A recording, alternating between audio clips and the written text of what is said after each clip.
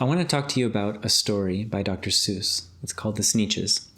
And I want to do this because I'd like to make a few videos where I just show how you can grow from anything. Because there are many things which are not necessarily seemingly yoga related, but I still use them as a great possibility for me to grow. Maybe they create a pattern which you can recognize and see later. Maybe it's just interesting information which could have a profound impact on the way you look at things, or it could be anything. So the story of the Sneetches is what I want to start with. If you have not heard the story, then you can see it on YouTube. Just look for The Sneeches by Dr. Seuss. I'll link to it in the description. There's an animated video that's like 12 minutes long, or you can just listen to the story being read. It's like 6 minutes to read through. It's a children's story. It's not very long, but it's a really, really great story. And Dr. Seuss is a wordsmith. So I'm going to just go through the story loosely and give context for what I got out of it. And then I would still suggest that you read the story for yourself. Okay, Sneeches. First of all, what is a sneetch? A sneetch is this bird-like creature, kind of. That's basically what it is. And they live on beaches. And there are two types of sneetches. Sneetches with stars and sneetches without stars. So what happens in the story is that the sneetches who have stars on their bellies, they feel special. They feel like they're better than the other sneetches, and they exclude them. So sneetches with stars might have bonfires on the beach, roasting marshmallows, la la la, we're best friends. But those other sneetches with no stars on their bellies, well, they can't come. They're not cool. You can't sit at the cool table, okay? So that's how they are. So what I see now that I'm going through the story and thinking of how I see in my life, I see it all the time, whether it's,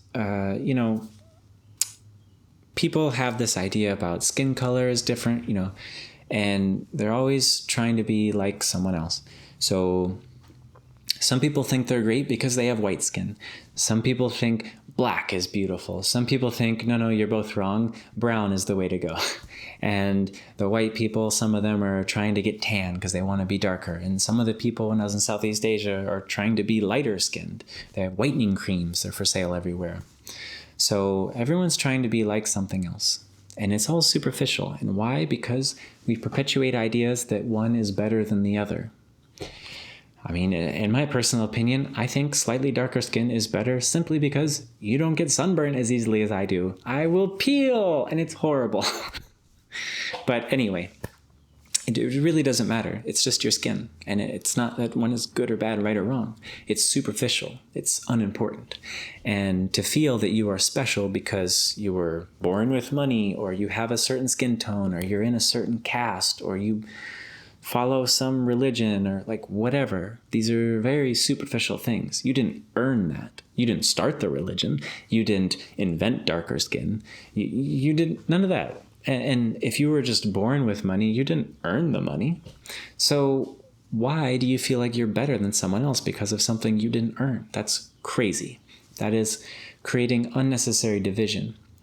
And as you'll see in the story, that just creates more problems and opportunities for other people who will see this and not get sucked into your little delusional reality and just take advantage of you.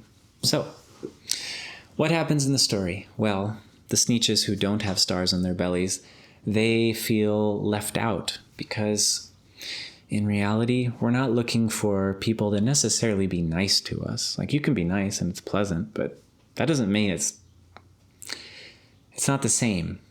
Have you ever heard the term warm or cold in terms of how people feel to you?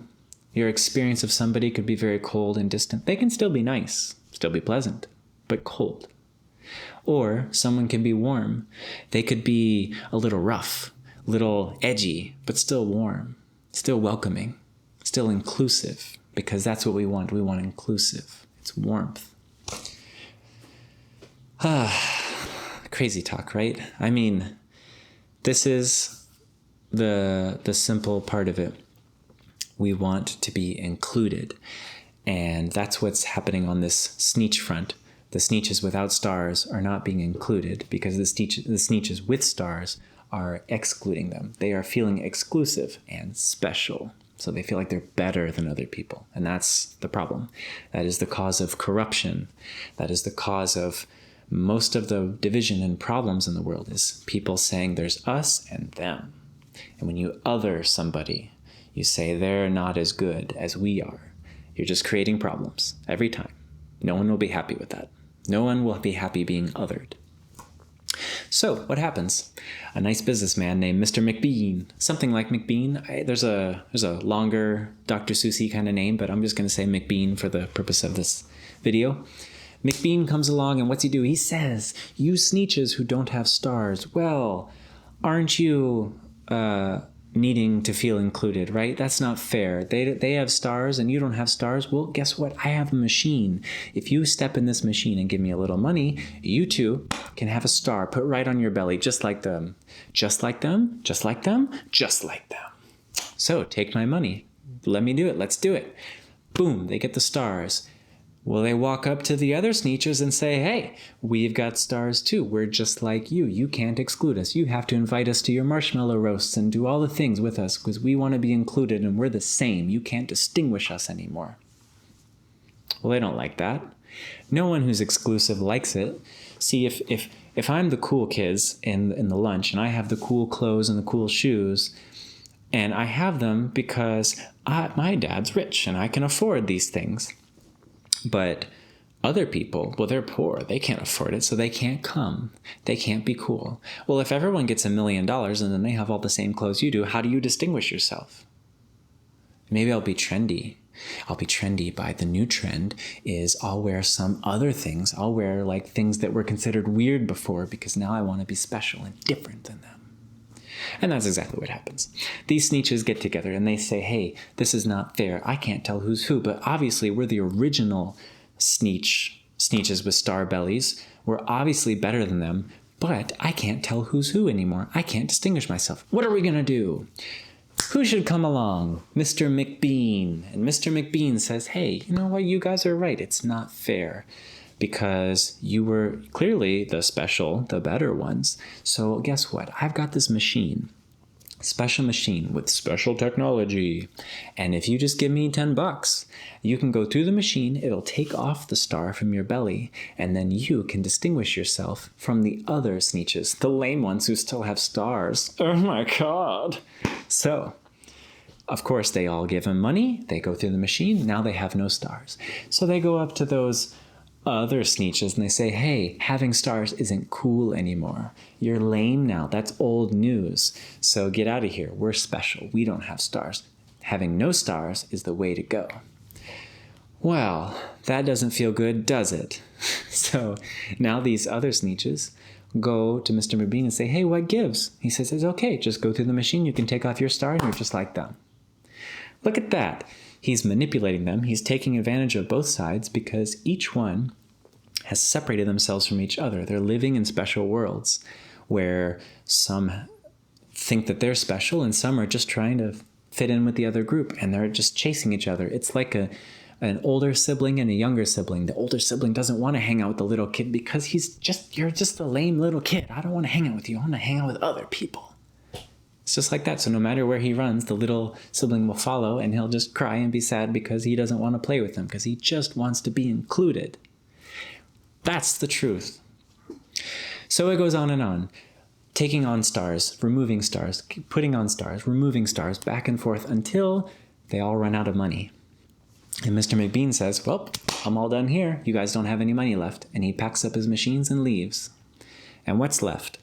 A bunch of Sneetches who don't know who's got what and which one was original star and which one didn't have a star. I can't tell anymore. They're all confused. Some have 3 stars, some have no stars, some have 1.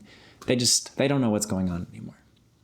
They're left in the dust, broke and worse off than they ever were. Except, at least that's what Mr. McBean thinks. Mr. McBean thinks you will never be able to teach a Sneetch. They'll just never learn their lesson. And he goes off. But with all the money. And the other Sneetches are stuck there. And, well, in the story, they all get along because they realize, well, now we can't tell who's who anymore, so what's it matter? What a story. So, the thing to keep in mind is this. before Mr. Gabin came, before he was doing all of this, because by the point this story where we're at the end and they're all mixed up, suppose that was real life. Well, it's not that we'll just be broke. It's that we'll have crumbled society if we go on like this. If we allow people to take advantage of us, to manipulate us, to extract from us until there's nothing left, all simply seeking some to be exclusive and some to be included. It's just a never-ending race. It's like your windshield wipers, that one is always chasing after the other and the other is just trying to get away. That's just what's happening. It's the older sibling trying to get away from the younger sibling. On and on and on the story will go until everything falls apart. Because in reality, we're not going to end up broke. We're going to tear the planet in half. We're going to destroy the soil. We're going to cause all these kind of problems, both socially and with other countries. Boomy. Boomy. Shh. Boomy. My dog. Basically, we're going to cause all these problems, and it's just going to be a mess for everybody. So, the solution, as I see it, is this. When the Sneetches were earlier, before Mr. McBean came, and the starred Sneetches, well, they have children, and they're trying to teach their children. You see those other Sneetches with no stars on their belly, you don't associate with those Sneetches. You're better than those Sneetches. And that gets passed down. And just like that, how many things in your life have been passed down to you from other people? Things which you have believed which were not true. So many things. It is on you to go through and break all of that and look at things clearly, to know what is true and what is just a belief that someone told you and you chose to accept it. Because those are just lies, right? The only thing that's true is what you know from your own experience. Everything else is just a story that you chose to accept. So a child Sneetch who has a star in his belly being told by his parent that the other Sneetches with no stars are not good enough, they're second-class Sneetches, well, that's just a story they're believing. They're accepting it. No, it's a child. They're being manipulated. We're not going to get into that. The point is, that is what it is. And as an adult Sneetch, you have a choice of continuing to perpetuate this idea that you're somehow better than another Sneetch because you have a star, or including everyone and just getting on past this. Does it take a Mr. McBean to come and confuse them all and take all their money to figure it out? Well, I hope not, because that'll screw us. But some people need that, I guess. I just hope that we can do better. And the way I think we can do better is something which they used to do in ancient India. Before you give a child an education, you establish something. Because an education is essentially empowerment. So back in the day, what they would do is, before a child would receive this empowerment, they would make sure and establish that the child identified not with their family, not with their caste or their religion or gender or anything like that. They would identify globally, like with everything. They see everything as the same and equal. We're all a part of one thing. Only when you have a global kind of identity, then you're allowed to receive empowerment. Otherwise, no empowerment. And this is an excellent way of containing corruption. Because even if somebody is corrupt, they have the mind of a dictator, someone's a psychopath, someone's whatever. If they are corrupt, you don't empower them. And if you don't empower them, they cannot become a massive problem, like a Hitler kind of size problem. But maybe that's a little idealistic, whatever. In today's world, I'm just saying we can establish this in some way, that we try and establish with a child a global identity and only then empower them. This would have a profound impact on the way the next generation operates, because the reality is the world which you and I grew up in and the world that somebody else grew up in are just different worlds. If they're in a different age or they're from a different place, it's just a different world. Things are changing so fast. Right now, AI has come out. It's this new big thing, and it's probably going to wipe out tons of jobs and create all kinds of turmoil and disruption. And that may cause economic problems. There may be social issues. All kinds of things can happen because of that. So, vitally important that the next generation is capable of handling these situations as best as possible. And the best way to handle it is to not be exclusive, to be inclusive, to see how to make sure everyone is taken care of. And we can only do that if we don't implant our own stupid nonsense that we got from somewhere else. Let them see the world the way it is. Let the next generation, let everyone see things the way they see it from their perspective with an inclusive mentality. And then empower them, and whatever happens, if my pinky is rotting, because I'm including it as a part of myself, it's not charity to fix it, I'm just going to fix it. And similarly, if somebody sees the whole world as a part of themselves, if something's wrong, they're just going to do what's needed because it's a part of them. And that's the difference.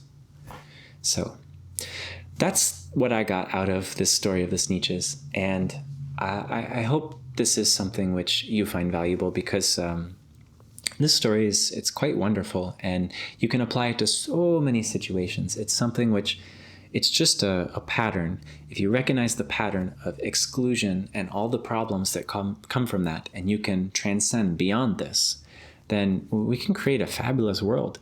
And it doesn't have to be some utopia thing.